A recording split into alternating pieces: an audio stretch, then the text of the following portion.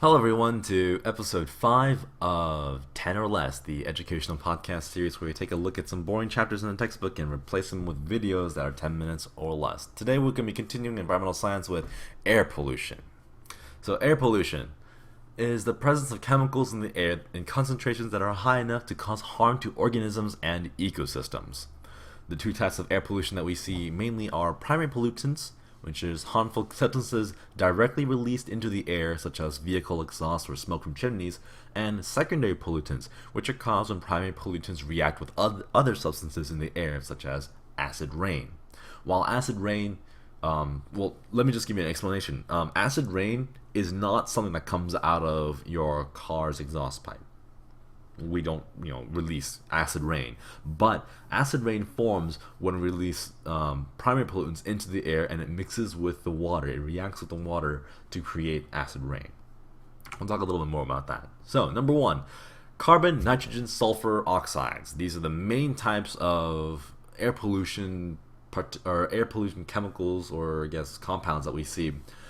They include carbon monoxide, carbon dioxide, nitrogen dioxide, sulfur dioxide, blah, blah, blah, blah, blah. I couldn't find a nice chart, so I made one. This is a little chart that shows you the type of pollutant they are, whether or not they're primary or secondary, the color they have, the odor, and the source. If you take a look at the sources, you'll notice that a lot of them have to do with combustions. Whenever you're burning things out, you're creating a lot of these. Also, one thing to note, everything except nitric acid has no color, so it's not something that you can see. And carbon monoxide, carbon dioxide don't really smell very much, though the nitrogen oxide and acid and sulfuric acid does smell. These can cause irritation of the ears, lungs, skin, causes nausea, dizziness, drowsiness, coma, headache, or death. Carbon monoxide is also one of the main reasons. Carbon monoxide poisoning and suffocation is one of the main reasons people die in fires.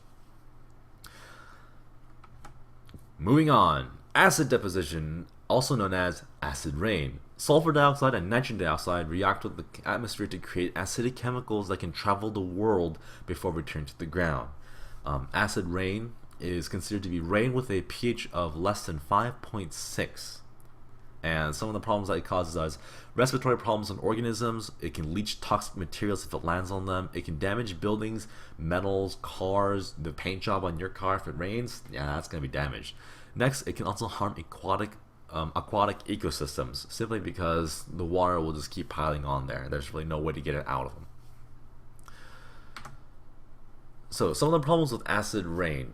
Many lakes in Norway and Sweden don't contain fish because the water has become so acidic that the fish have died. Not to mention, pollution can spread globally. In the previous slide, if we just go back to it, it says, they can travel across the world. Just because the chemicals are floating around the cloud doesn't mean the cloud's going to stay over within a 1 mile radius of that city. That cloud can float all around the world. So it can cause some problems globally. So pollution from the northeast United States can affect Canada and Europe. Pollution from China can affect Japan and Korea. So it's not just your city that you are polluting, but it's also the entire, global system that you're also affecting. There's also these things called photochemical reactions, the mixing of primary and secondary pollutants with UV radiation from sunlight. This is the main reason why smog appears. It lowers visibility and causes further lung irritation. That's the picture of a city. I'm not sure which city, but it's a city. And most cities actually look like this now, where during the evenings you'll see a nice hazy smog covering the entire city. Not very pretty to look at, not very healthy to breathe in. Speaking of breathing in, they cause respiratory problems. Respiratory problems everywhere. So the number one example that I can pull out is basically smoking. Prolonged exposure to any kind of air pollutants cause similar problems with smoking, but smoking is just a really concentrated form of that.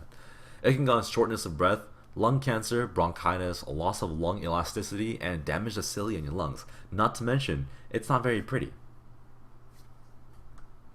That's kind of gross. Ew. Moving on. So what can we do about it? Well, first of all, you can reduce air pollution by focusing on energy efficiency. Burning less of it and being able to get more energy out of whatever you're burning is always better. Next, you can reduce the amount of coal burned for energy production. Focus on some other stuff, like renewable energy sources. You can also add lime to help buffer acidified lakes. while it may not help lakes that have absolutely no life in them anymore, you can place lime into lakes, to help buffer it a little bit while they still do contain life.